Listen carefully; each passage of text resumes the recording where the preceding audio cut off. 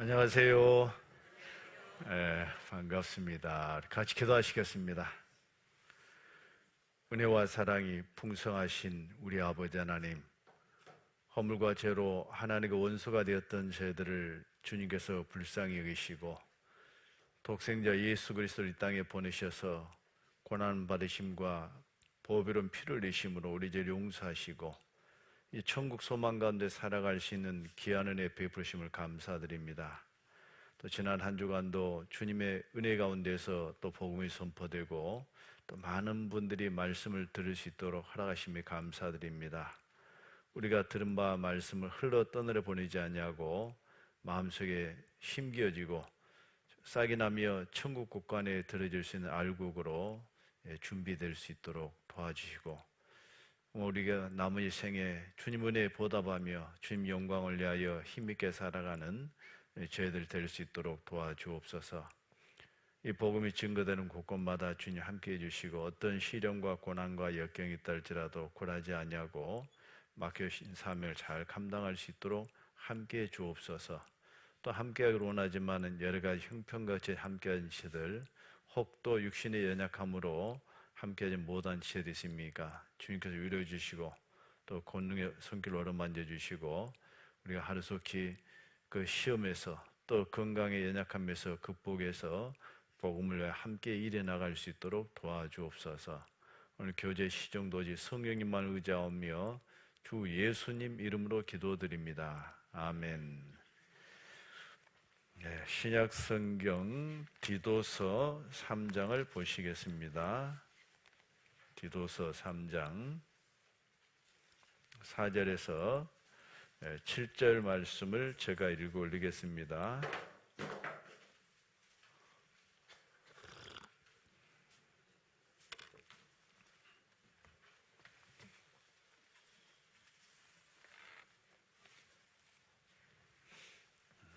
디도서 3장 4절에서 7절 말씀입니다. 우리 구주 하나님의 자비와 사람 사랑하심을 나타내실 때에 우리를 구원하시되 우리의 행한 바 의로운 행위로 말미암지 아니하고 오직 그의 긍휼하심을 좇아 중생의 씻음과 성령의 새롭게 하심으로 하셨나니 성령을 우리 구주 예수 그리스도로 말미암아 우리에게 풍성히 부어주사 우리로 저희 은혜를 힘입어 의롭다 하심을 얻어 영생의 소망을 따라 후사가 되게 하려 하심이라. 우리가 이 세상에 태어난 목적이 있다고 한다면 영원한 생명을 얻기 위해서 이 세상에 태어났고 하나님 우리에게 영원한 생명을 주시기를 원하십니다. 근데 영생 얻기 위해서 우리가 하나님께 나아가는 방법은 크게 분류하면 두 가지로 분류할 수 있을 거예요. 하나는 자기의 행위, 자기 어떤 선행이라든지 열심이라든지 이런 걸 통해서 하나님께 나아가는 사람이 있습니다. 또 한 가지는 내가 할 수 없기 때문에 하나님께서 베푸신 은혜를 의지해서 나가는 사람이 있어요. 오늘 본문 말씀도 뭐라고 말씀하셨냐면 5절에 우리를 구원하시되 우리의 행한 바 의로운 행위로 말미암지 아니하고 우리의 의로운 행위로 우리가 영생을 얻는다든지 구원을 얻는다든지 할 수 없다라고 성경은 말씀하고 계십니다. 그 이방인의 사도로 부르심 받은 이 사도 바울께서는 누구보다도 자기 동족이 구원받기를 원하는 간절한 마음이 있었어요.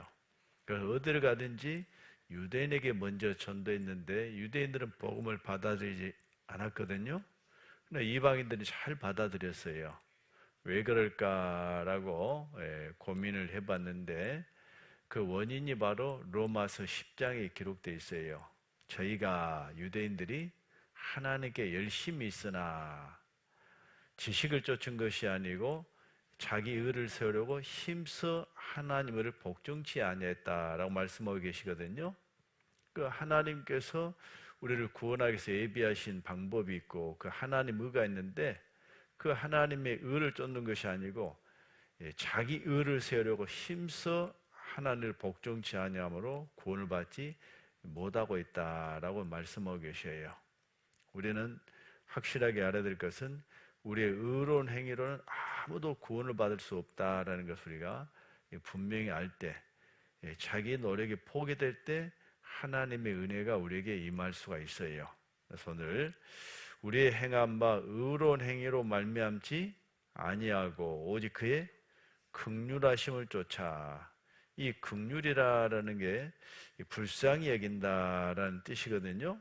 이 긍휼이라는 것은 이제 헬라 말로는 엘레오스라는 그런 단어인데 히브리어는 라함이라 그래요. 라함. 이 라함. 이것은 어디에서 파생된 단어냐면요. 레헴이라는 단어에서 파생된 것이 바로 긍휼인. 레헴은 여자의 자궁 혹은 배, 이걸 말해요. 그 여자에게는 하나님이 잉태할 수 있도록 하셨잖아요. 그 자궁에서 10달간 아이가 이제 잉태돼 가지고 자라다가 이 세상에 나오게 됩니다. 근데 이 아이가 뱃속에서 막 힘쓰고 애써야지 자라고 세상에 나와요. 어머니가 다 해주셔요. 이 자궁 안은 이 아이가 가장 안전한 곳입니다. 아이가 할 일은 아무것도 없어요. 하나님께서 어머니를 통해 공급하시는 영양을 계속 충분히 공급받고 그 보암 가운데 있다가 때가 되면 나오게 돼 있잖아요. 바로 이게 긍휼이에요. 그래서 오직 하나님의 긍휼하심을 쫓아서 우리를 구원하신데 뭘로 구원하셨느냐면 여기에 중생의 씻음과 성령의 새롭게 하심을 하셨다. 오늘 말씀 제목이 뭐냐면 중생의 씻음과 성령의 새롭게 하심이라는 제목으로 우리가 교훈을 받아보려고 합니다. 이 중생이라는 건 참 중요한 말씀이에요. 우리가 이 긍휼이라는 단어를 나오죠. 엘레우스, 라함인데 레헴 자궁, 여자의 배에서 파생된 단어다.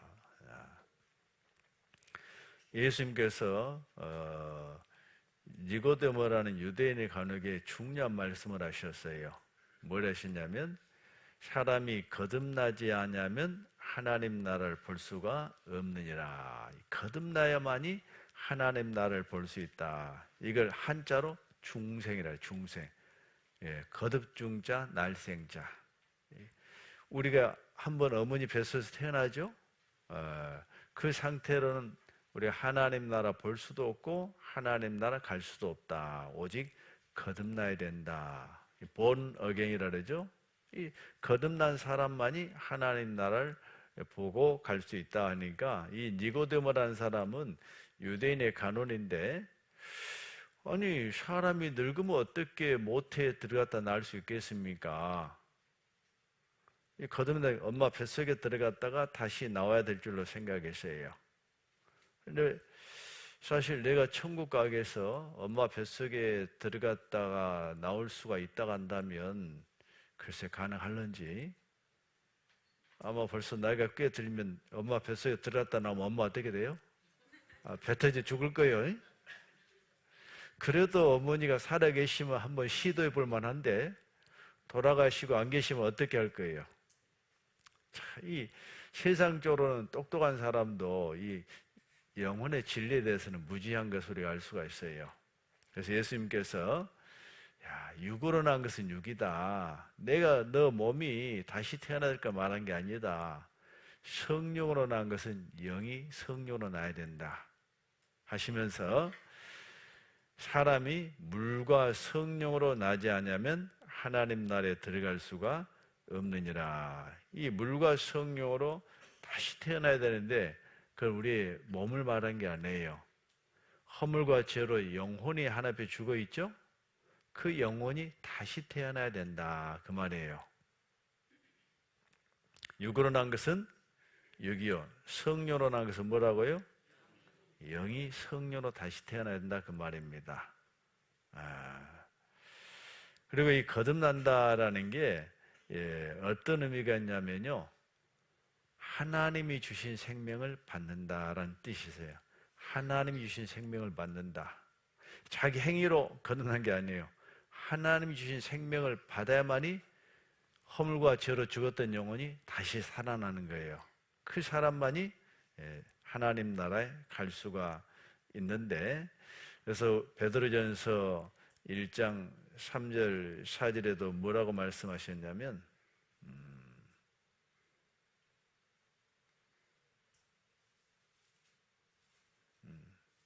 여기에 찬송하리로다 우리 주 예수 그리스도의 아버지 하나님이 그 많으신 긍휼대로 예수 그리스도의 죽은 자 가운데서 부활하심으로 말미암아 우리를 거듭나게 하사.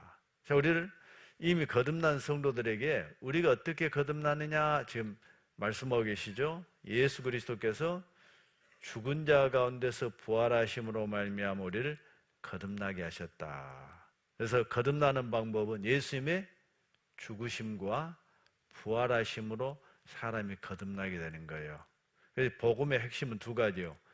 예수님이 십자가에서 우리 죄를 담당하시고 죽으심으로 죄를 없이 하셨다. 이게 첫째고, 두 번째는 예수님이 부활하심으로 말미암아 우리를 의롭다 하셨다. 그래서 고린도전서 15장 1절에서 보면요, 예수님이 성경대로 우리 죄를 위하여 죽으시고 장사되은 바 되었다가 사흘 만에 성경대로 다시 살아나셨다라고 말씀하고 계셔요. 바로 예수님의 죽으심과 부활하심으로 말미암아 우리를 거듭나게 하셨다 하셨는데, 오늘은 그 의미를 좀 더 구체적으로 좀 말씀을 드리려고 합니다.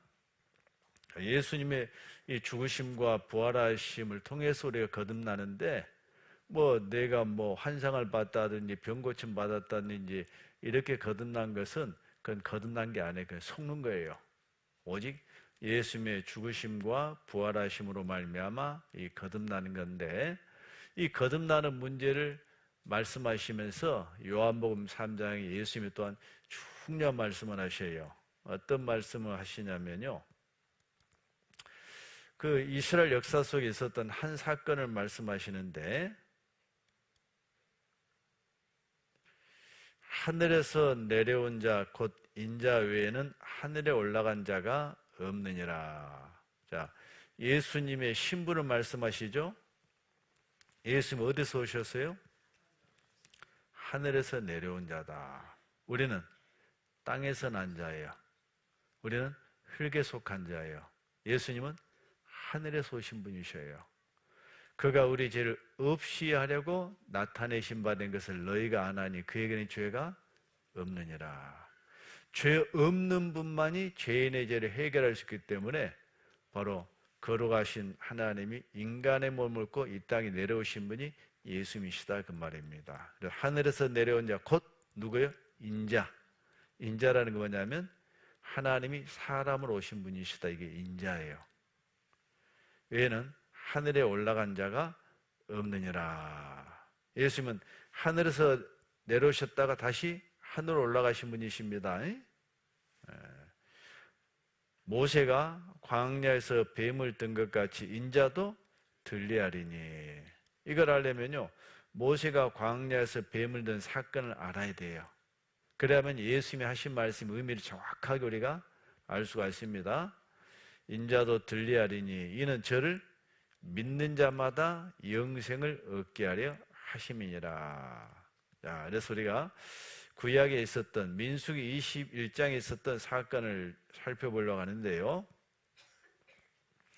이스라엘 백성이 애굽에서 나와서 가나안 땅까지 가는 과정 속에 광야가 있어요. 이 광야는 정말 거칠고요, 사람 살기 너무너무 힘들어요. 저도 이 광야를 걸어봤거든요. 버스에서 잠깐 내려가 30분 걸어봤어요. 이 보통 낮에는 한 40도, 어떨 때는 50도까지 올라가요. 여러분, 한 40도에 견뎌보셨어요? 제가 필리핀 전도여행을 여러 차례 갔는데, 필리핀 겨울 날씨는 한 25도 돼요. 1월달, 2월달. 나머지는 이제 4월달, 5월달이 제일 더운데요. 한 40도 이상 돼요. 40도 되면 개도 퍼져. 개만 퍼진 거 아니에요. 8~2도 때 퍼져. 이렇게도 파리가 날아가려고 안 해. 얼마나 더운지. 근데 이 광야는 50도까지 올라가면 어때요? 견딜 수가 없어요. 그래서 하나님께서 낮에는 구름 기둥으로 다 보하셔요.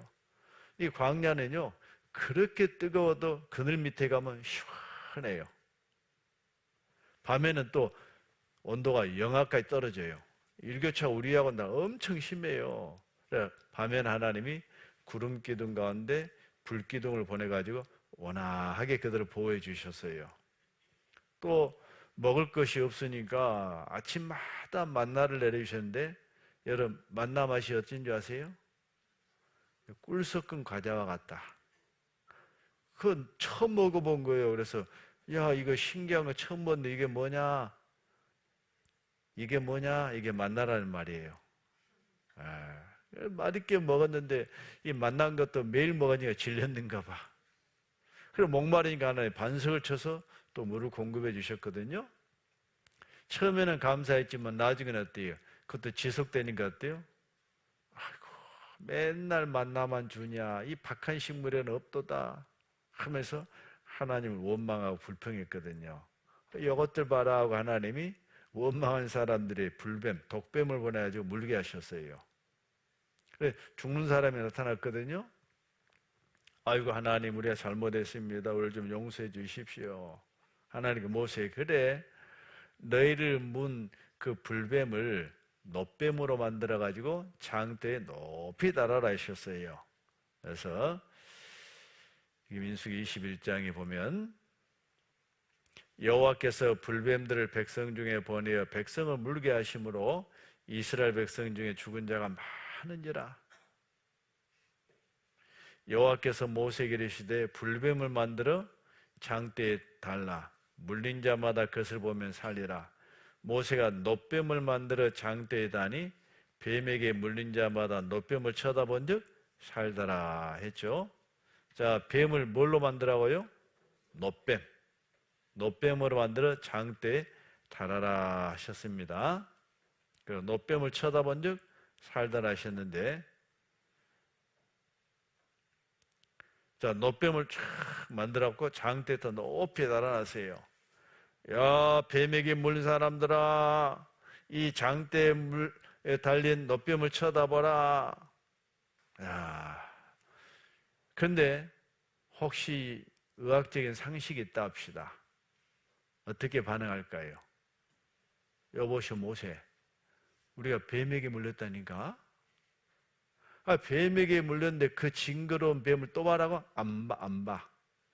해독제를 좀 주든지 할 것이지 하면서 자기 상처 보고 있는 사람은 살았을까요? 죽었을까요? 죽어요. 그 독이 자기 몸에 퍼져나간 걸 볼 수 있을 거예요. 어떤 사람이 사냐면 놋뱀을 쳐다본 즉 살잖아요. 놋뱀을 쳐다봤더니, 이야, 이 놋뱀에서 뭐 해독제가 나왔을까요? 아니에요. 하나님께서 본 자는 살리라고 약속하셨죠. 그러니까 살아난 거예요. 근데 왜 놋뱀을 쳐다보면 살아날까? 이유가 뭘까? 실은요, 놋이라는 건 성경에서 뭘 말하냐면 심판을 말해요. 심판. 여러분, 우리가 하나님이 계신 성막에 가면 맨 먼저 성막 문을 통과하면 놋으로 만든 번제단을 만나요. 거기에 대신 죽은 짐승의 피를 바르라 그랬죠? 쏟으라 그랬죠?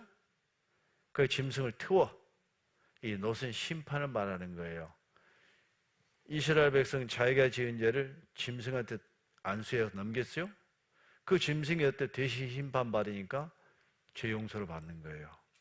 대신 심판받기 때문에.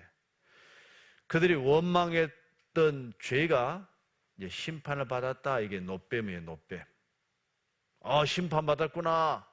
그럼 심판받은 거 확인되면 나는 심판받을 필요 있어요? 없어요? 없게 되는 거예요.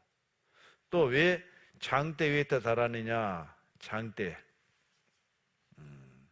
이 나무에 달렸다 그 말은요, 하나님 앞에 저주받았다라는 뜻이에요. 저주받았다.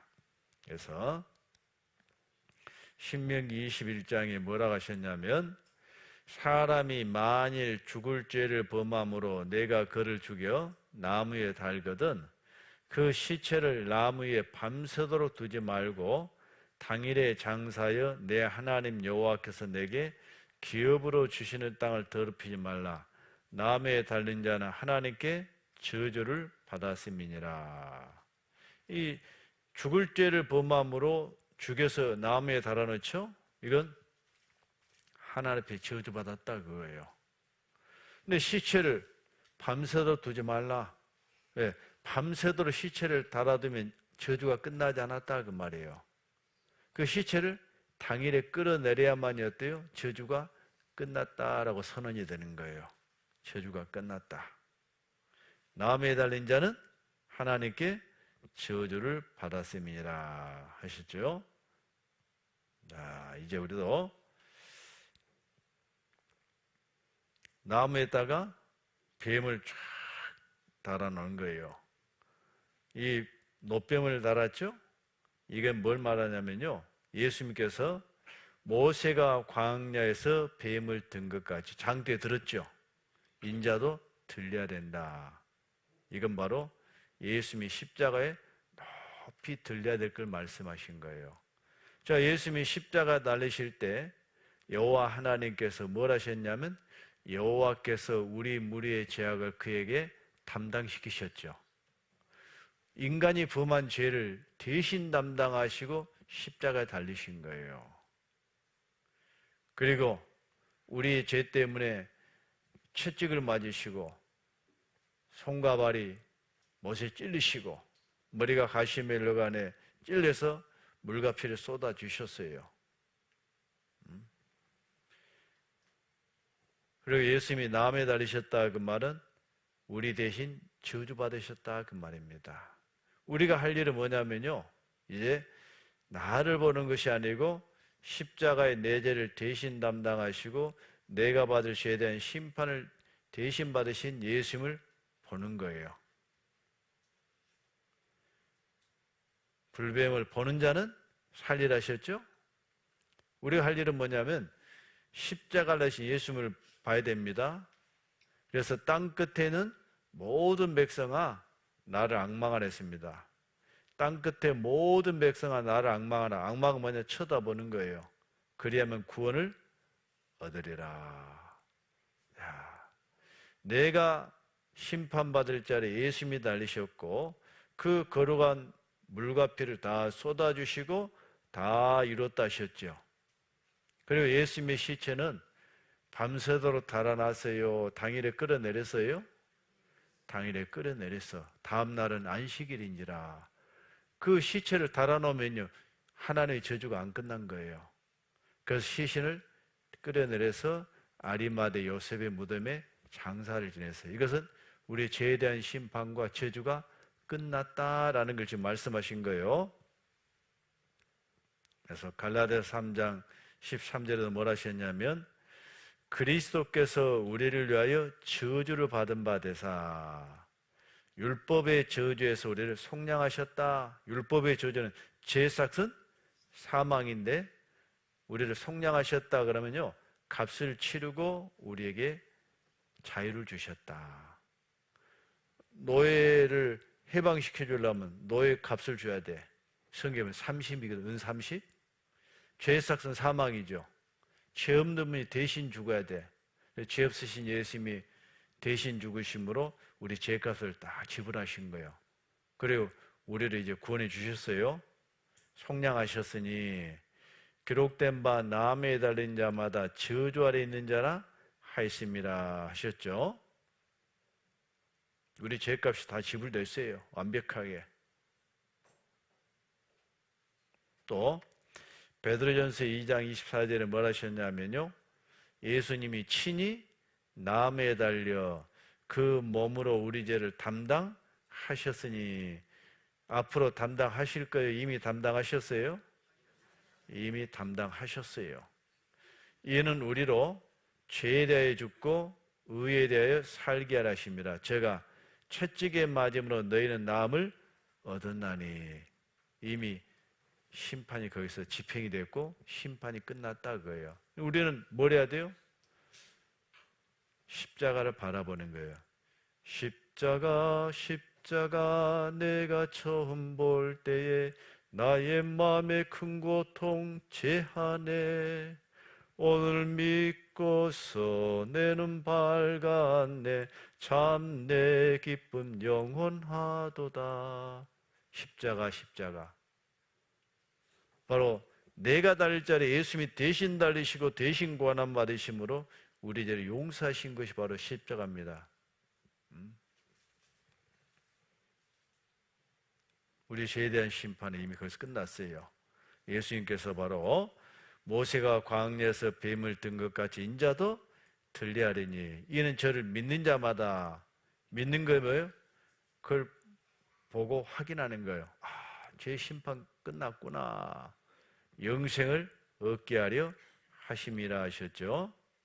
자, 이 구원은요, 눈물로 될까요? 오직 피로 될까요? 우리가 이스라엘 백성이 애굽에 종살이 할 때 하나님이 애굽에 9가지 재앙을 내려도 바로가 안 놔줬어요. 마지막 재앙이 애굽의 짐승의 처새끼와 장자를 싹 죽이는데 이스라엘 장자를 살리기 위해서 양을 잡는데 흠도 없고 점도 없는 1년 된 순양을 잡으라 하셨어요. 그 피를 1월 11일 날 잡아가지고 14일 준비했다가 14일 날 해가 질 때 잡으라 하셨어요. 그 양의 피를 양을 먹을지 문 좌우 솔지에다 발라라 했습니다.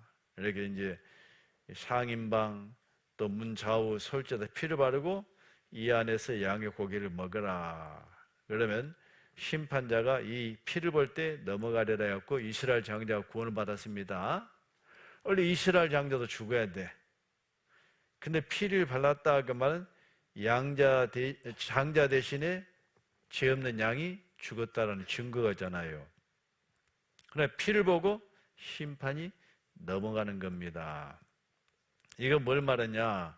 이 유월절 어린 양은 누구를 말하냐면 바로 예수님이 우리의 유월절 어린 양이 되셨어요. 고린도전서 5장에 보면요,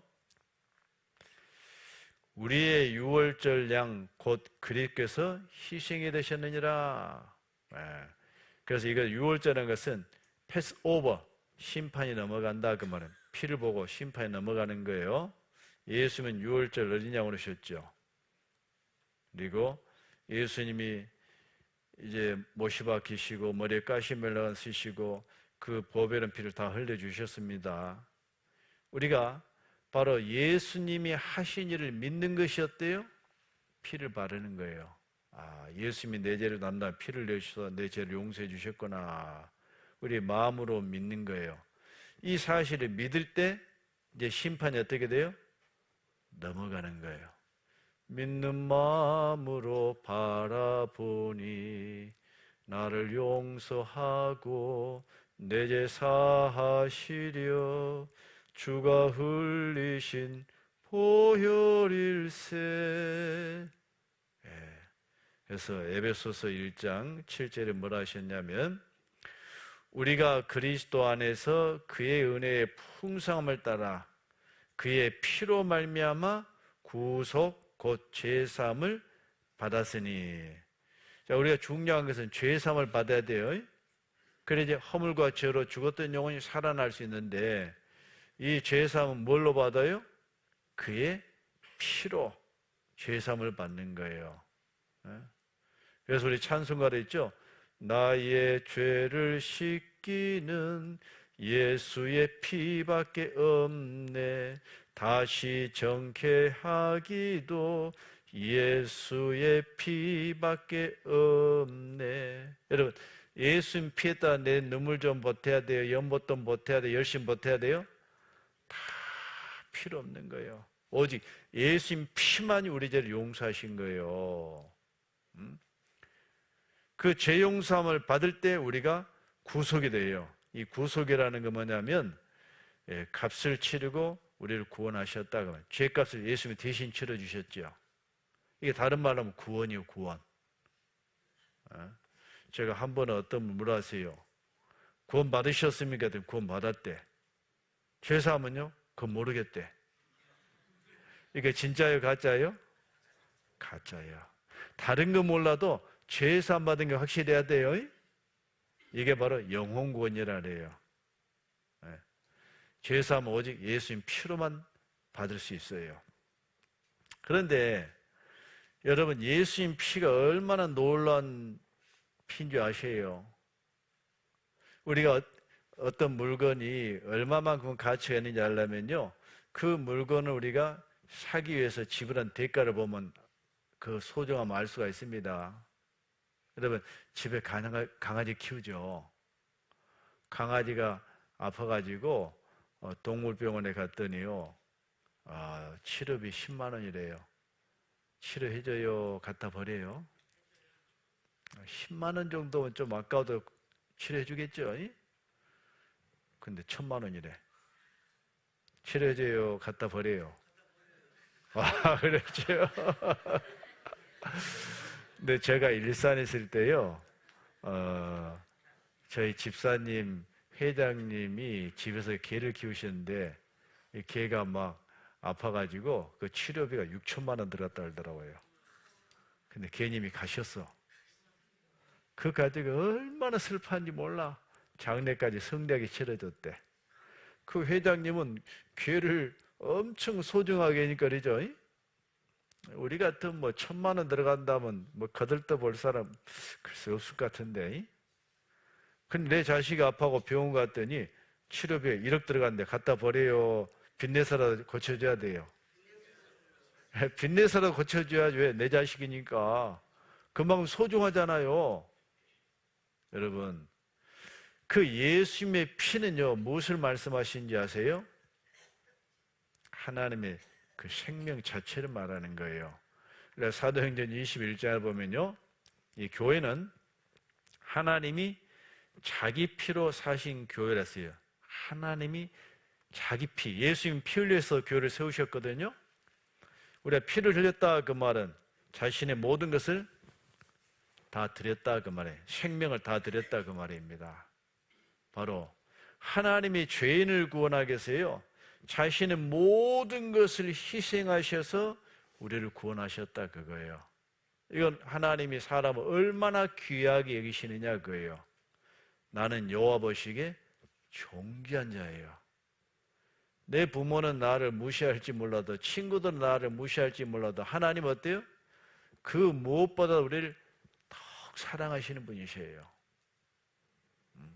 자신의 모든 것을 지불하시고 우리를 구원하신 만큼 우리를 사랑하셔요.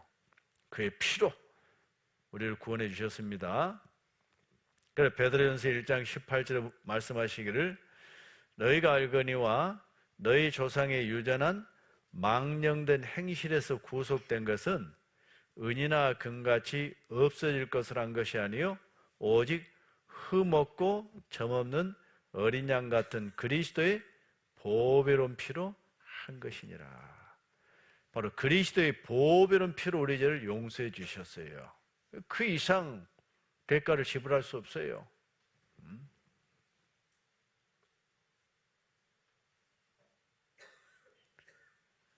그의 피로 우리 죄에서 우리를 해방하시고, 뭘로요? 우리의 눈물로요, 나의 착한 행위로요, 나의 열심으로요? 그의 피로. 그 피가 마음속에 큰 증거 됩니다. 우리가 죄사함 받은 증거가 뭐예요? 예수님의 피요. 내 병 고치 받은 거 아닙니다. 뭐 방언하고 뭐 예언하고 이거하고는 이 죄사함 받은 건 전혀 상관없는 거예요. 오직 예수님 피만이 우리 죄에서 우리를 해방해 주시는 거예요. 오직 피로써, 예수님의 피를 믿음으로. 우리가 이제 예수님 피를 딱 믿잖아요. 그러면 이제 하나님의 심판이 집행되어 넘어가요? 넘어가는 게 됐다. 너도 믿었구나. 왜? 예수님이 대신 심판받았기 때문에 나는 심판받을 필요 없도록 해놓으신 거예요.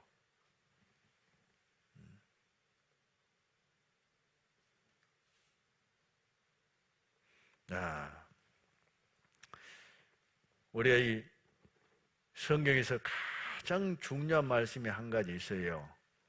그게 아마 예수 안 믿는 사람들도 다 아는 성경 구절인데 요한복음 3장 16절이에요.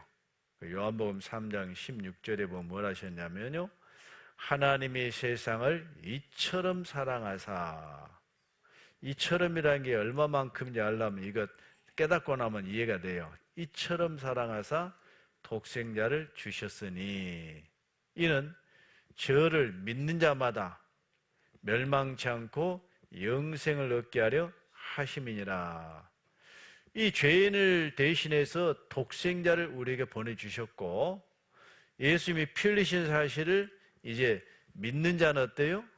믿는 자마다 멸망치 않고 영생을 얻게 하려 하심이라. 믿으면 영생이 주어지는 거예요. 믿는 게 좋을까요? 안 믿는 게 좋을까요? 믿는 게 좋고 말고 주 예수를 믿으라 하시는 거예요. 그리하면 너와 내 집이 구원을 얻으리라. 그 예수님이 하신 일을 믿을 때 내가 구원을 받고, 또 나로 말미암아 내 가족과 주변의 사람 구원받을 길이 열리죠. 얼마나 복된 거예요. 그래서 성경은요, 우리에게 믿을 것을 요구하시는 거예요. 왜냐하면 내가 믿기를 원할 때 성령님께서 도와주셔요. 믿기를 원할 때. 우리를 사랑의 대상으로 지으셨기 때문에 이 사랑은 자기 의지를 통해서 선택하는 거예요. 자기 의지를 통해서.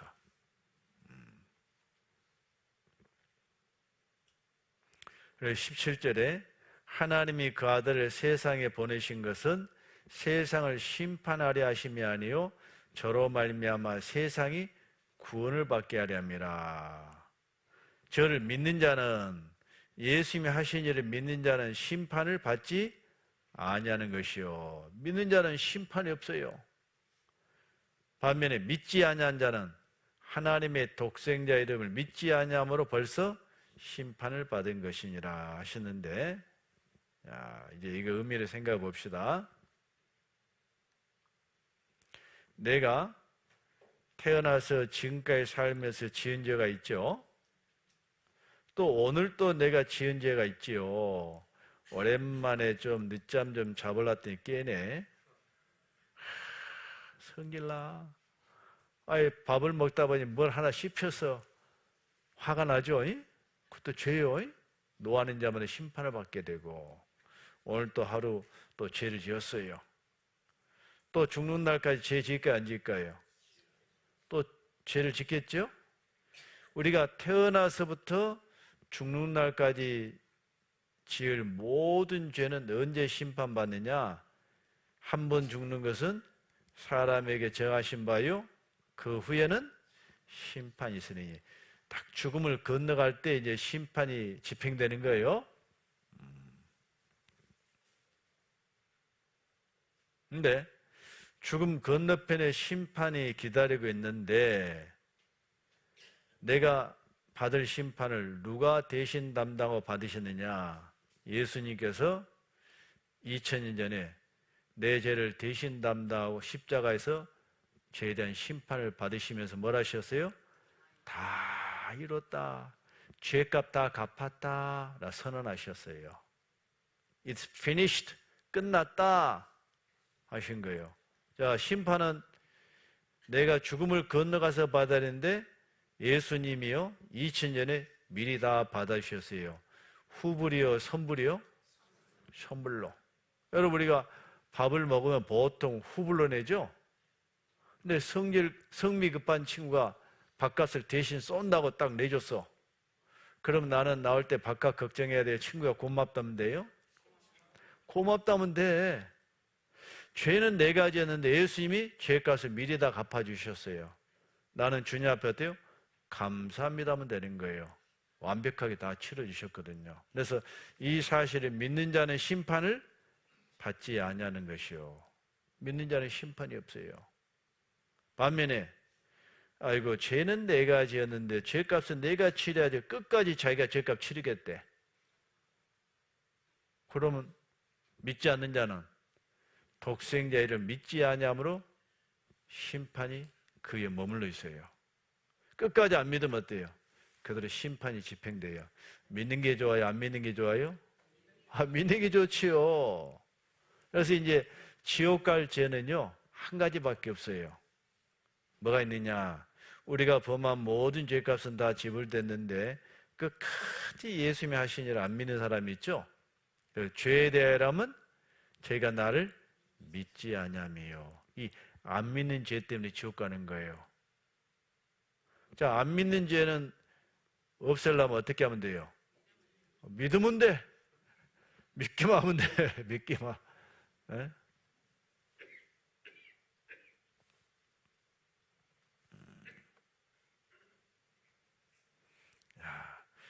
야담은 죄 짓는 대표. 예수님은 죄를 없이 하는 대표로 오셨어요. 산영인데 범죄하는 죽은 영이 됐어요. 예수님은 마지막 아담이시면서 살리는 영으로 오셨어요. 예수님이 다 이뤘다 하셨죠? 그러면 생각해 봅시다. 예수님께서 만일 우리 죄값을 한 90% 치러주시고 10%는 나한테 해결하라고 하면 나는 천국 가요? 못 가요? 못 가죠? 99% 해결해 주시고 나한테 1% 해결하라면 가요? 못 가요? 못 가죠? 허리만지라도 남겨있으면 안 되죠? 얼마 해결해 주셔야 돼요? 100%. 나는 어때요? 빵! 이래 갈 수 있는 거예요. 다 이뤘다라는 것은 얼마 죄값 치르신 거예요? 100%. 완벽하게 다 죄값을 지불해 주셨어요. 완벽하게. 나의 모든 죄를 용서하셨는데 과거에 지은 죄, 현재에 짓고 있는 죄, 미래에 지을 죄 다 포함되어 있지요. 또 큰 죄만 용서했어요? 작은 죄도 용서하셨어요? 알고 지은 죄만 용서하셨어요? 모르는 죄도 용서하셨어요? 행동으로 지은 죄만 용서됐어요? 남이 알지 못한 은밀한 죄 다 용서하셨어요? 예, 모든 죄요. 모든 죄, 큰 죄, 작은 죄 가리지 않고 다 예수님이 해결해 주셨어요. 다 이렇다 하셨죠?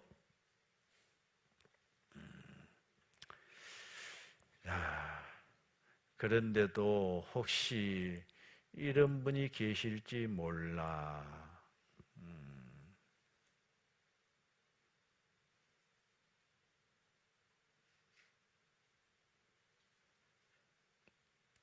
이제 얼마나 공부 잘했는가 시험 한번 볼랍니다.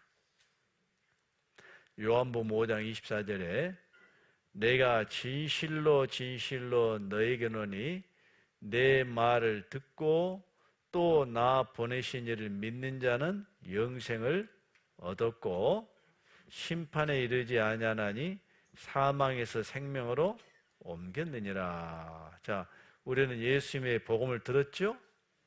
예수님을 이 땅에 보내 우리 죄를 없이 하러 하신 분이 하나님이시죠? 그를 믿는 자는 영생을 얻을 것이다. 얻었다? 얻었다 했습니다. 자, 믿는 자는 영생을 얻었고 심판에 이르지 아니하나니 사망의 생명으로 옮겼느니라 하셨는데 가로 안에 들어갈 말을 쓰세요. 자, 믿는 자는 영생을 얻을 것이다. 얻었다? 죽어봐야 하느니라? 믿는 자는 영생을 얻었고 믿을 때 영생이 주어진 거예요. 심판에 이르지 아니하나니 사망에서 생명으로 옮길 것이다. 옮겼느니라.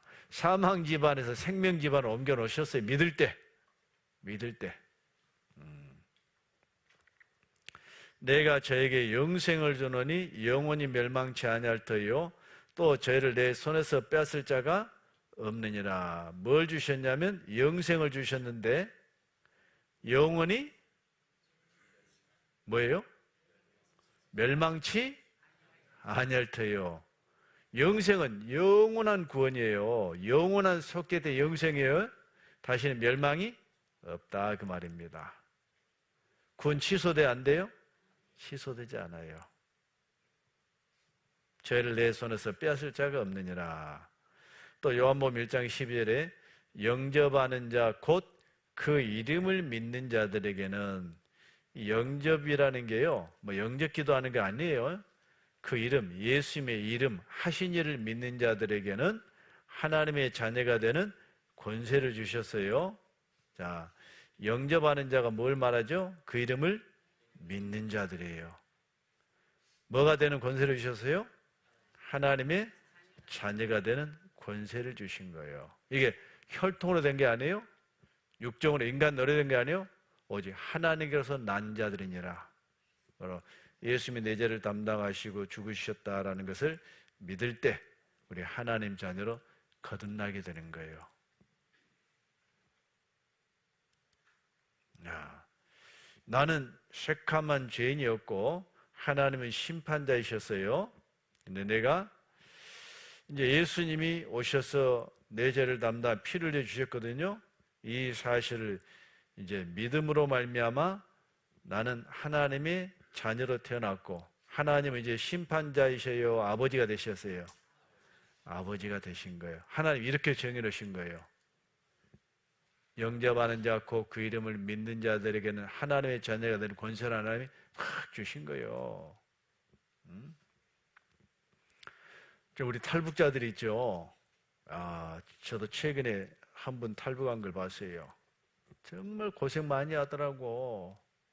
그래서 탈북해가지고 우리나라에서 딱 국적이면 올라가면 대한민국 국민으로 보호를 받죠? 권리를 누린 거예요. 그 쉐텀이라 그러죠. 자, 하나님은 예수님이 하신 일을 믿을 때 이제 우리를 하나님의 자녀로 다 올려놓으신 거예요. 그 이름을 믿는 자들은 하나님의 자녀가 되는 권세를 주셨어요. 자, 많은 사람이 영접 기도함으로 하나님 자녀가 된다는데 영접 기도가 아니에요.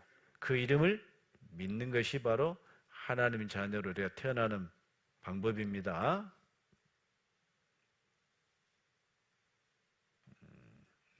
이것은 이제 넘어가고,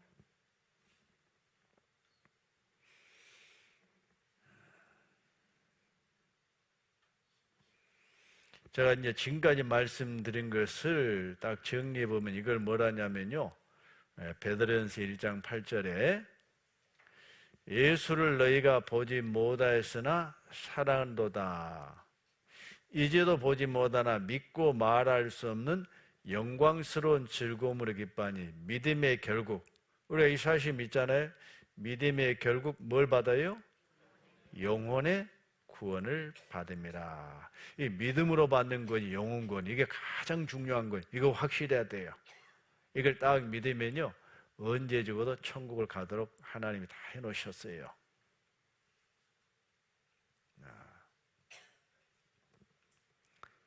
영혼 구원의 의미를 잠깐 한번 정리해 드리겠습니다.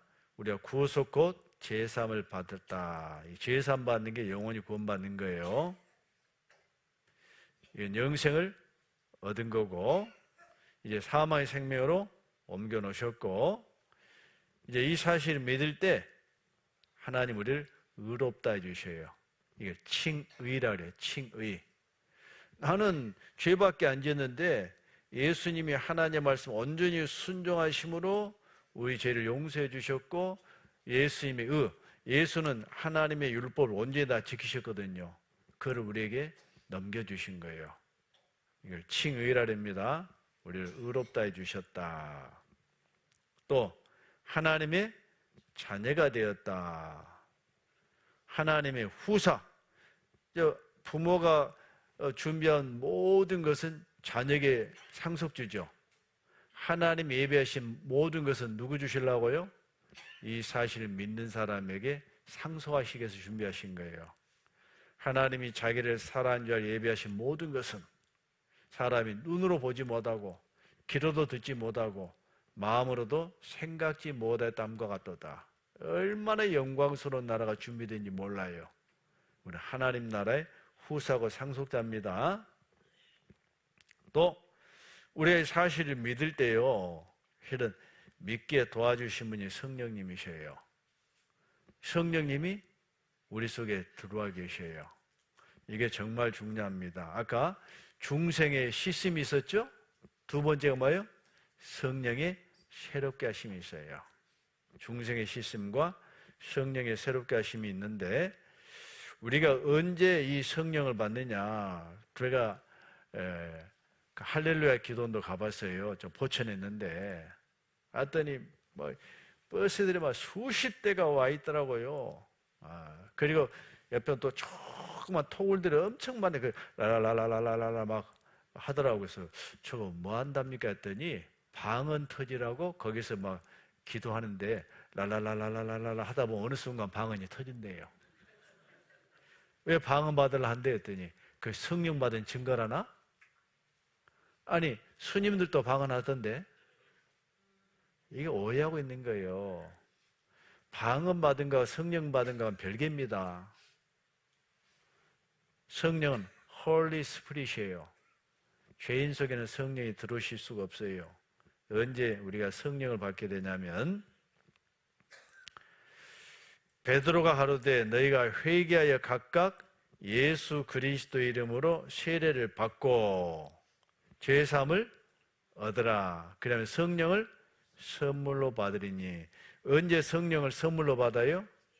죄사함을 얻을 때, 죄사함을 받을 때 성령은 선물로 우리에게 주어지는 거예요. 내 죄를 속하여 주신 주 내 속에 들어와 계시네. 바로 내 죄를 속해 주신 주님이 어때요? 내 속에 들어와 계셔요. 성신이 계시네. 할렐루야 함께 하시네. 성령님이 내 안에 다 들어와 계셔요. 그래서 왜 성령을 우리에게 부어주시느냐, 내가 그걸 좀 생각해 보려고 합니다. 여기도 갈라디아 성도들에게 내가 너에게 다만 이것을 알리하노니 너희가 성령을 받은 것은 율법의 행위로냐 듣고 믿음으로냐. 자, 성령은 행위로 받아요, 믿음으로 받아요? 성령은 믿음으로 받는 거예요. 예수님이 하신 일을 믿을 때 성령이 우리 안에 다 들어오셔요. 너에게 성령을 주시고 너희 가운데서 능력을 행하신 일이 율법의 행위에서냐 듣고 믿음에서냐. 듣고 믿음으로 성령이 우리에게 임하시는 거예요. 우리에게 기름을 부으신 이는 하나님이시다. 이 기름을 뭘 말하냐면요, 성령님을 말씀하신 거예요. 저가 또한 우리에게 인치시고 믿을 때 성령이 탁 도장을 찍어 됐다, 내 자녀다. 보증으로 성령을 우리 마음에 주셨느니라.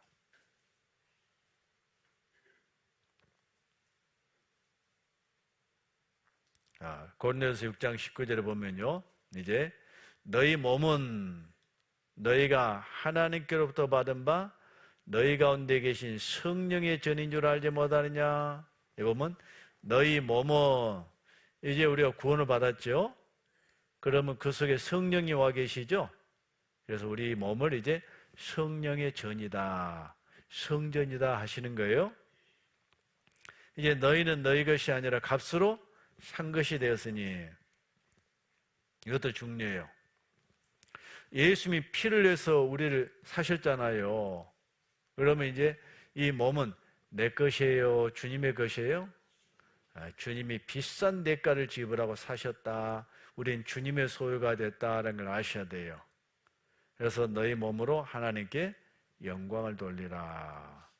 우리 교회학교 우리 학생들이 부르는 노래가 있어요. 나는 아빠 것도 아니에요, 엄마 것도 아니에요, 나의 것은 또 아니랍니다요. 그럼 누구 거예요? 주님의 것, 주님의 것. 야, 주님의 소유라는 게 엄청난 축복이에요. 주님이 나의 주인이 되신 거예요.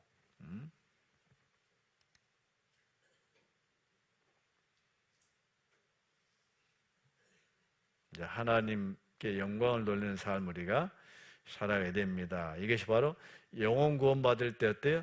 다 이루어지는 거예요. 영혼 구원 받을 때.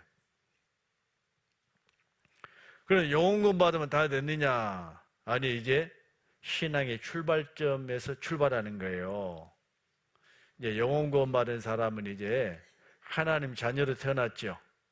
그럼 어떻게 살아야 될까요? 하나님 자녀답게 우리가 살아야 돼요. 하나님 자녀답게. 이게 정말 중요한 문제입니다. 여러분, 자녀가 딱 태어났어요.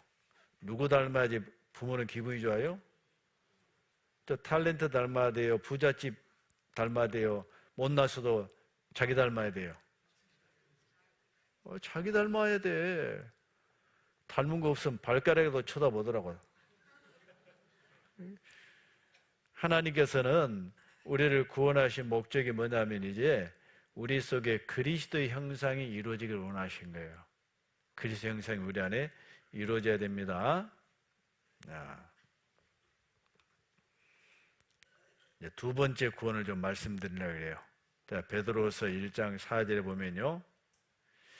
이로써 그 보배롭고 지 큰 약속을 우리에게 주사 이 약속으로 말미암아 너희로 정욕을 인하여 세상에서 썩어질 것을 피하여 신의 성품에 참여한 자가 되게 하려 하셨으니.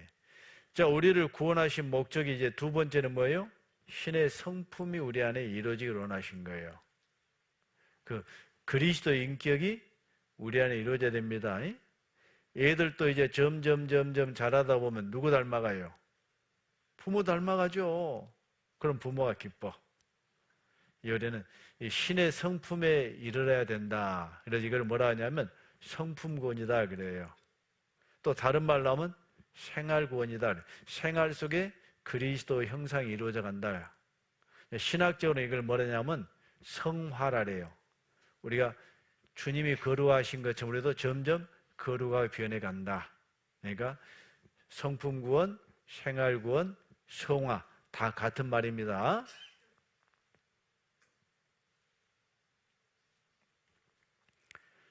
자, 갈라디아서 4장 19절에도 말씀하시기를 나의 자녀들아, 이미 구원받은 성도에게 하신 말씀이죠. 너희 속에 그리스도의 형상이 이루기까지 다시 너희를 위하여 해산하는 수고를 하노니. 자, 주님이 우리에게 원하신 건 뭐예요? 우리 안에 그리스도의 형상이 이루어지기를 원하신 거예요. 그리스도의 형상이. 이것을 성품구원이라 합니다. 우리가 이 성품구원을 이루기 위해서 바로 우리에게 누구를 보내주셨냐 하면 성령을 보내주신 거예요. 성령. 성령은 예수 그리스도의 영이에요. 예수님이 죽은 자 가운데 부활하심으로 성령을 보내셨거든요. 그래서 예수님의 부활의 영이라고 또 말을 하셔요.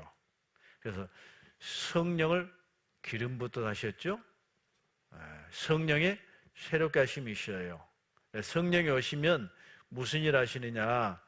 우리가 하나님 자녀란 것을 우리에게 증거해 주셔요. 성령이 친히 우리 영으로 더불어 하나님 자녀인 것을 증거하신다 하셨어요. 뿐만 아니고 성령님은 이제 우리가 전에는 어떻게 살았든지 묻지 않으셔요. 이제는 그리스도 안에 있으면 새로운 피조물이라. 이전 것은 지나가시니 보라 새 것이 되었도다 라고 말씀하셨는데 이제는 구원받은 이후에는 새롭게 죄에서 멀어지고 그리스도 형상이 우리 안에 이루어지기를 원하셔요. 바로 죄에서 돌이키기를 주님은 원하십니다. 그래서 요한복음 8장에 보면 어떤 내용이 있냐면요. 어떤 여자가 간음 중에 잡혔어요. 율법에는 이런 자들을 돌로 치라고 했는데 예수님이 딱 데려온 거예요. 예수님, 이 여자가 간음하다가 현장에 잡혔는데 율법에는 이런 자를 돌로 치라 했는데 어찌하오리까? 만약 예수님이 돌로 쳐. 그러면 이제 예수님은 어떻게 되냐면 그 당시에 로마의 법을 범한 자가 돼요. 왜? 이 사형 집행권 오직 로마 총독에만 있어요. 만일에 돌로 치지 마. 그러면 어떻게 되냐면 하나님 율법을 범한 자가 돼요. 율법에는 간음한 자는 돌로 치라 했거든. 이야, 유대인들 머리 좋아. 예수님 완전 궁지에 몰아넣으려고 데려온 거예요. 예수님께서 바닥에 딱 엎드리셔서 글을 쓰셨어요. 어떤 내용인지는 성경에 없어요. 딱 일어나더니 너희 중에 죄 없는 자가 먼저 돌로 치라 하셨어요. 너희 중에 죄 없는 자가 먼저 돌로 치라. 그랬더니 어른부터 아이까지 돌을 툭툭 떨어뜨리고 떠나갔어요. 왜? 지금 이 여인을 정죄하는 사람들 중에 죄 없는 사람이 있어요? 없어요? 아무도 죄 없는 사람 없어요. 모든 사람이 다 죄를 범했거든요. 예수님하고 이 여인하고 단둘이만 남았습니다. 예수님이 잠깐 또 엎드려 바닥에 또 글을 쓰셨어요. 여인아, 너를 정죄한 자가 없느냐? 없나이다. 예수님이 나도 너를 정죄치 않는다. 하지만 다시는 죄를 짓지 말라 그랬죠? 자, 나도 너를 정죄하지 아니한다라는 의미가 무엇이냐? 이 여인이 지금 범한 죄는 예수님이 잠시 후에 십자가에서 다 담당하고 처리해 주실 걸 전제한 거예요. 만약 예수님이 죄값을 지불하지 않은 상태에 정죄하지 않으면 예수님도 율법을 범한 자가 되는 거예요. 그리고 다시는 죄를 범치 말라고 하셨거든요. 이게 뭘 말하냐면 인간은 하나님의 사랑의 짝으로 창조가 됐어요. 근데 마귀의 꾀임에 넘어가서 하나님을 떠났죠. 세상을 사랑하죠. 이게 영적 간음이에요. 간음하다 현장에 잡힌 여인은 누구를 말하냐면 하나님을 떠나 죄 가운데 사는 우리 인생들을 말하는 거예요. 그건 죄를 지면 돌로 치는 거예요. 율법은 돌에 새겼습니다. 율법이 우리를 정죄하는 거예요. 율법은 우리를 누구 앞으로 인도가느냐? 율법은 우리를 그리스도에게로 인도하는 몽학선상에서예요. 계시될 믿음의 때까지는 율법 아래 갇혀 있어요. 그래서 이 여인이 이제 예수님 앞에 끌려온 것처럼 우리는 율법 앞에서 죄가 무엇인지를 깨닫고 그 다음에는 누구 앞에 가느냐면 예수님 앞에 딱 가야 되는 거예요. 근데 예수님 앞에 가면 예수님 뭐 하셨습니까? 우리가 율법을 범한 죄값을 대신 담당하고 죄값을 대신 치르게 하신 거예요.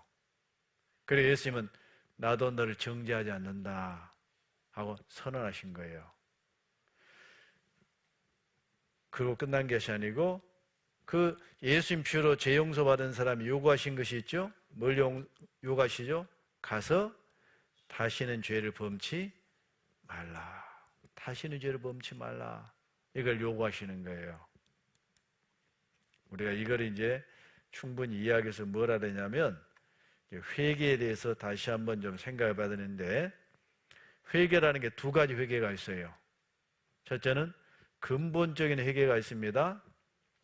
이 근본적인 회개는요, 지옥과 운명에서 하나님께 돌이키는 회개. 이건 평생 한 번 필요해요. 때가 찼고 하나님 나라가 가까웠으니 회개하고 복음 믿으라 했죠? 이건 근본적인 회개를 말합니다. 이건 평생 한 번이면 돼요. 그런데 우리가 이제 구원을 받았지만은 아직 우리가 육신을 가지고 있죠. 우리 속에 죄성이 남았을까요? 안 남았을까요? 남았어요. 우리가 뭘 알아야 되냐면 우리 속에 죄를 지을 수 있는 능력이 없어진 게 아니에요. 우리가 구원을 받았다 그 말은 죄에 대한 심판이 면제된 거예요. 죄에 대한 심판이 끝난 것이지 죄 자체가 없어진 거 아니에요. 죄는 아직도 남아있어요. 이제 주님 오시는 그날까지 죄와의 싸움이 계속되는 거예요. 언제 다시는 죄를 짓지 않은 몸으로 변화되느냐? 주님 재림하신 그날. 우리의 낮은 몸을 자기 영광스러운 몸의 형체까지 변케 해주시거든요. 그때 이제 우리는 죄에서 완전히 해방되는 거예요. 그러면 이제 구원받은 그날부터 주님 앞에 가는 그날까지는 영과 육의 싸움이 지속되는 거예요. 성령님은 우리 영혼 속에 들어와 계셔요. 우리 육신 아직 변화 안 됐죠? 갈등이 있어요. 그 갈등의 내용이 어디에 기록됐느냐? 바로 로마서 7장에 기록되어 있어요. 저도 이 구원받고 난 다음에요, 한 달 동안은 너무너무 막 즐거워. 왜 이렇게 시간 가는 게 빨리 가는지 몰라.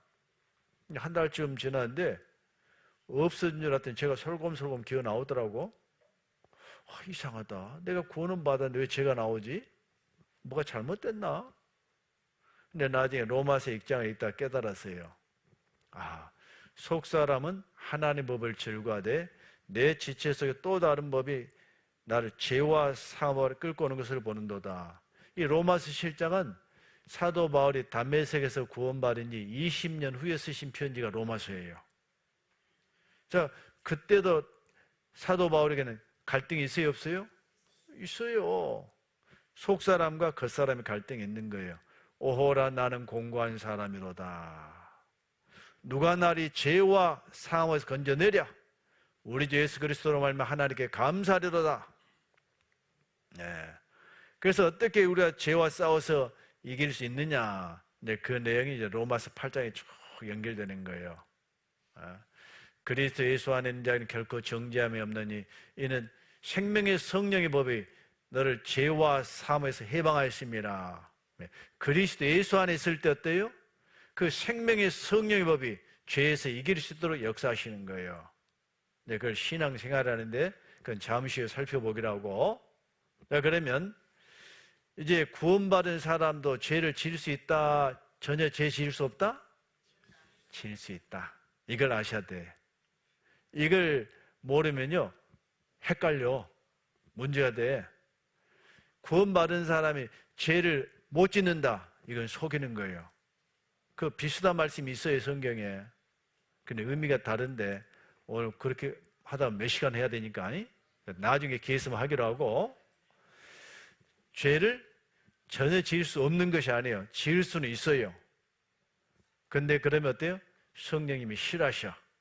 그래서 죄를 지으면 속사람과 겉사람의 갈등이 있어요. 자, 우리가 구원받은 이에 짓는 죄를 이렇게 구분해 볼 수 있습니다. 첫째, 부지중에 짓는 죄. 나도 모르게 옛 습관을 쫓아서 죄를 지을 수 있어요. 자, 구원받은 사람도 이제 운전하고 가는데 갑자기 누가 끼어들어. 기분 좋아요? 열나요? 열나죠. 왜? 아직 이게 살아있어요, 육신이. 근데 한바탕 탁 하려고 했는데 봤더니 백미러 비친 분 우리 성도님이네. 그럼 이게 올라오다가 딱 내려가죠? 이게 반복되다 보면 나중에 성질을 내요. 참아요?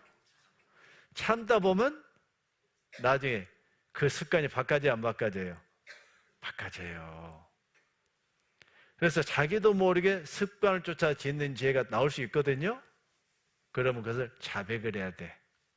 주님, 제가 아직도 어리네요. 아직도 제가 이 죄성을 다 못 버렸네요. 하고 자백해야 됩니다. 그것이 이제 요한일서 1장 8절 말씀이에요. 요한일서는 이미 구원받은 성도와 주님과의 사귐을 위해서 쓰신 편지가 요한 1, 2, 3서예요. 그래서 이 구원받은 사람도 어떤 것이 있느냐, 여기 뭐라 했냐면 만일 우리가 죄 없다 하면 스스로 속이고 또 진리가 우리 속에 있지 아니할 것이요. 나는 구원받았으니까 죄 없다. 이건 뭐예요? 스스로를 속이는 것이다. 죄에 대한 심판이 면제된 것이 죄는 있어요, 없어요? 있어요. 만일 우리가 우리 죄를 자백하면 저는 미쁘시고 의로우사 우리 죄를 사하시며 모든 불의에서 우리를 깨끗게 하신다 하셨어요. 뭐가 필요합니까? 자백이 필요해요. 또 이런 죄를 지었습니다. 또 뭐라 했냐면 만일 우리가 범죄하지 아니했다면 하나님을 거짓말한 자로 만드는 것이니. 어떤 사람은 분명히 죄를 지었는데 자기는 죄 안 지었대. 누가 그럼 했냐고. 자기는 안 짓고 죄가 죄 지었지 나는 죄 안 지었대. 몽둥이도 어때요? 항아리 딱 깨뜨리고 자기는 안 깨뜨렸대. 당신이 깼잖아. 막대기가 깼지 내가 왜 깼냐고. 이 사람은 똑같아요. 막대는 가만 놔두면 지가 깰 수 없죠. 사람이 의지로 자꾸 두들기니까 깨지는 거예요. 그렇게 죄에 대한 개념을 바꿔버리는 사람들이 우리 주변에 있어요. 그건 잘못된 거예요. 우리는 솔직하게 죄를 지으면 어떻게 해야 돼요? 자백을 해야 돼요. 자백하면 저는 미쁘시고 의로사 우리 죄를 사하시며 모든 불의 소리를 깨끗게 해주셔요. 그래, 용서했다. 다시는 그러지 마. 그런데 또 죄인 줄 알면서 고의로 짓는 죄가 있어요. 이걸 뭐라냐면요, 고범죄라는 고범죄. 여러분, 그리스도인 남의 돈을 사기치면 돼요, 안 돼요? 안 되죠. 그래서 다윗도 뭐라 했냐면요, 자기의 허물을 능히 깨달을 자 누구리요? 나를 숨은 허물에서 벗어나게 하소서. 이 숨은 허물이 바로 자기도 모르게 짓는 죄입니다.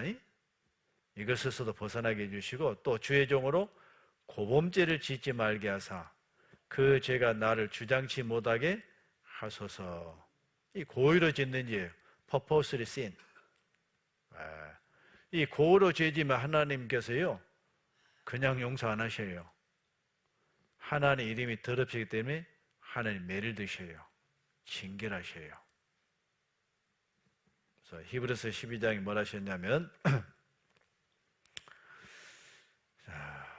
너희가 죄와 싸우되 아직 필리까지는 대항치 아니하고, 이 죄는 앞으로 어때요? 필리까지 싸우라 하셨어요. 죄에서 멀어지라 하셨어요. 또 아들들에게 구원하는 같이 너에게 권면하신 말씀을 잊었도다. 일러스되 내 아들아 주의 징계하심을 경히 여기지 말고 그의 꾸지람 받을 때 낙심하지 말라. 주께서는 그 사랑하시는 자를 징계하시죠? 여러분, 길 가는데요, 누가 막 그 못된 짓 하는데 내 자식 아니면 어때요? 요즘은 간섭 안 하죠? 뭔 일 당할지 몰라. 근데 내 자식이 잘못하면 어때? 간섭하죠? 부모니까. 구원받지 않은 사람은 하나님이 그냥 놔둬요. 왜? 죽음을 건너가면 지옥에서 다 심판할 테니까. 근데 구원받은 하나님의 자녀가 죄를 짓죠? 하나님이 놔둘까요? 혼내키실까요? 이 땅에서 혼내키시고 징계예요. 구원받은 사람 반드시 뭐가 아니냐? 그 구원받지 못한 사람과 함께 죄장을 받지 않게 해서 땅에서 징계를 내리셔요. 그래서 그리스도인답게 바꿔가시는 거예요. 그의 받으시는 아들마다 채찍질 하신다 그랬죠? 그런데 죄를 짓고 살아가는데 징계가 없다. 혹시 사생자는 아닌가 생각해 보셔야 돼. 그 사랑한 자 반드시 하나님은 징계하신다 하셨죠? 왜 징계하시느냐? 하나님은 우리의 유익을 위하여 그의 거룩하심에 참여케 하시느니라. 우리의 유익을 위해서, 사람답게 만들어가기 위해서 그런 징계를 하신 겁니다. 제가 그런 간증을 들었어요. 구원받고 난 다음에 성경도 있고 교제도 참여해야 되는데 워낙 생활이 바빠. 오토바이 타는 것만 좋아하고. 근데 어느 날 오토바이 타고 가다가 커브길에서 넘어져서 다리를 부러뜨렸대. 그래서 병원에서 하나님이 내가 하나님 앞에서 너무 멀리 하니까 이렇게 해서도 하나님 좀 가까이 하거나 성경 읽기 시작했대요. 그래서 신앙생활 정상적으로 하게 됐어요. 어떨 때는 작은 징계를 내려도 회개치 않으면 어때요? 하나님이 더 큰 것으로 징계하시는 경우도 있어요. 여러분, 우리가 신앙생활 할 때 얻어 터지고 신앙생활 해야 될까요? 주님을 기쁘시게 하는 신앙생활 해야 될까요? 주님을 기쁘게 하면 상도 받고 오직 좋아요.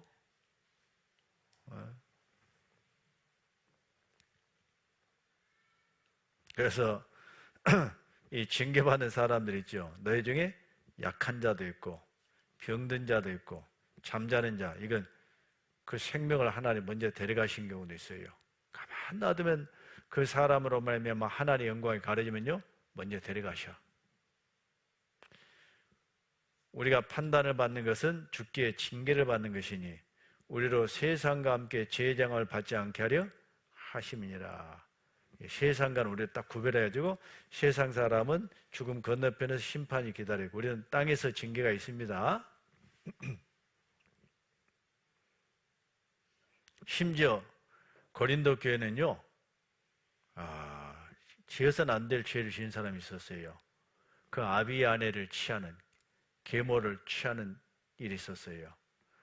그래서 하나님은 어떻게 하시느냐? 저를 사탄에게 내어주었으니 육신은 멸하고 영은 주의 날에 구원 얻게 하려 함이라. 육신은 어떻게 하셔요? 멸하셔요. 죽여버리셔요. 사단에게 내어줬다고 하면 죽음에 내줬다 그 말이에요. 하지만 이 구원을 확실하게 받았으면 영은 어떻게 하신다고요? 주 예수의 날에 구원을 얻게 하셔요. 그래서 이 땅에서도 징계가 있고 너무 끔찍한 죄를 지면 어때요? 주님 오시는 그날까지 주님 앞에 가서 혼나는 일이 있어요. 나 주 예수의 날에 구원은 받아요. 그러니까 한 번 얻은 구원은 뺏긴다 안 뺏긴다? 안 뺏긴다. 멸망은 없어요.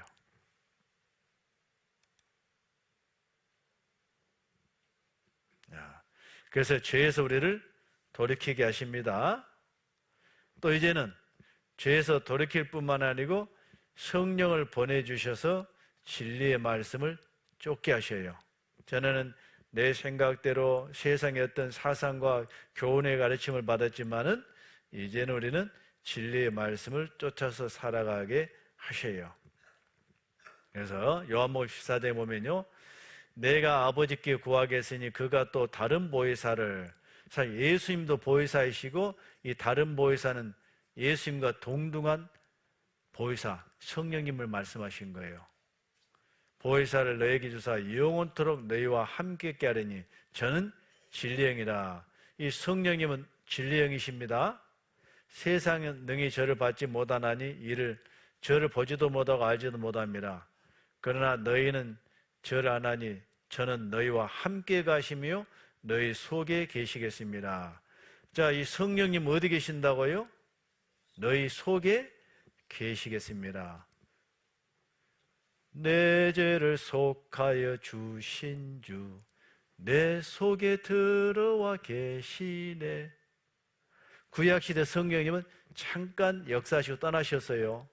근데 오순절로 오신 성령님은 떠나신다 안 떠나신다? 안 떠나신다. 너희 속에 계시겠습니다. 근데 이제 우리 신앙생활에 중요한 게 뭐냐면 성령님이 계시고 나라는 인격도 있어요. 근데 내가 내 삶의 주인이 되어야 될까요? 성령님께 주인의 자리를 내드려야 될까요? 이게 신앙의 성패예요. 성령님께 주인 자리를 내드리면 어때요? 신앙에 승리하는 거예요. 내가 성령님을 억누르고 주인 노릇 하려면 어때요? 성령님 잘 해봐. 계시요. 우리는 성령님께 주인 자리를 내드리셔야 됩니다. 그게 바른 신앙생활입니다.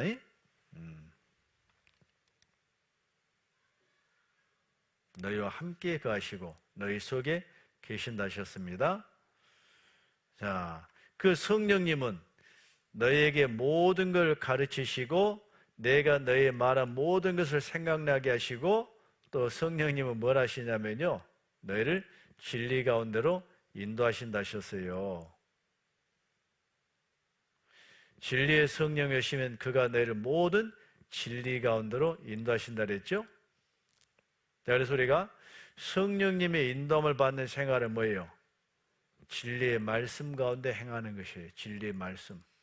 말씀을 떠나서는 성령님은 역사할 수 없어요.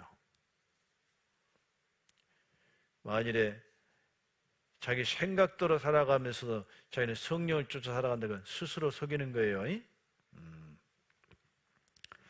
그래서 이제 그리스도의 삶의 목적은 뭐냐면 남은 인생에는 나를 구원하신 주님 은혜에 보답하는 삶을 살아야 되는데 어디에서 주님 은혜에 보답하는 삶을 살아야 될 것이냐. 중요한 게 뭐냐면요, 우리는 그리스도의 몸된 교회 안에 거해야 돼요. 그리스도의 몸된 교회 안에. 요한복음 15장 3절부터 보면요, 예수님이 말씀하신 거죠. 너희는 내가 일러준 말로 이미 깨끗하였으니. 여러분, 예수님 피로 죄사함 받으셨어요? 내가 일러준 말로 이미 깨끗하였으니, 죄사함 받았으니 내 안에 가라. 이제 죄사함 받았으면 주님 감사합니다, 천국에서 뵙겠습니다 하라 그랬어요? 주님 안에 가라 하셨어요? 주님 안에, 내 안에 가라. 나도 너희 안에 가리라. 어떻게 주님 안에 갈 수 있습니까? 주님은 떠나고 안 계시는데. 주님이 죽으시고 부활하심으로 이제 교회를 시작하셨고, 교회 가운데 성령이 오시죠? 그 성령님이 교회 가운데 두루 행하셔요. 교회 가운데 가는 게 성령 안에 가는 거고 주님 안에 가는 거예요. 이걸 포도나무와 가지 비유를 통해 지금 설명하고 계십니다. 가지가 포도나무에 붙어 있지 않으면 절로 과실을 맺을 수 없음 같이 너희도 내 안에 있지 않으면 거라리라. 자, 이걸 한번 봅시다. 여러분, 이 포도나무 한 그루에서 포도가 약 4,500송이 열렸어요. 전부 고창에 가면 있습니다. 자, 포도나무는 줄기에서 열매 맺어요? 가지에서 열매 맺어요? 가지에서 열매 맺어요? 포도나무가 열매 맺지 않으면 어때요? 쓸모가 없어요. 아, 이걸 갖고 가구로 만들 거예요. 이 포도나무 불 때 보세요. 화력도 약해. 포도나무는 어때요? 열매를 많이 맺어 주인이 영광을 받은 거예요. 예수님께서는 뭘 하셨냐면, 나는 포도나무에 너희는 가지니. 이 가지를 통해서 열매 맺습니다. 그럼 너희가 열매를 많이 맺으면 내 아버지께 영광을 받으신다 하셨어요. 이 가지가 열매를 많이 맺으려면 어떻게 해야 되느냐?